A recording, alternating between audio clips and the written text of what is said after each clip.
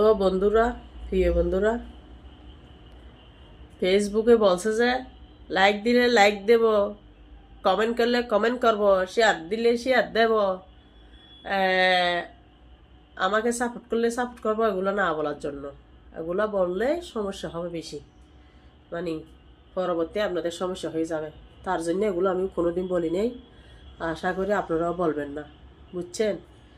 তো তবে যে যতটুকু কাজ করতেছেন ফেসবুক নিয়ে, পেজ নিয়ে, মানে কেউ শখের বসে করতেছে, কেউ ইনকাম ইনকাম করতেছে, তো পাবেন একদিন না হলে একদিন। আজকে একটা দিদি বলতেছে যে মানে কি, ওর 15,000 ফলোয়ার হয়েছে, ও এখনো মনিটাইজেশন পাই নেই, কোনো মানে সেট আপ পাই নেই। তো পাবে, একদিন হলে একদিন পাবে না?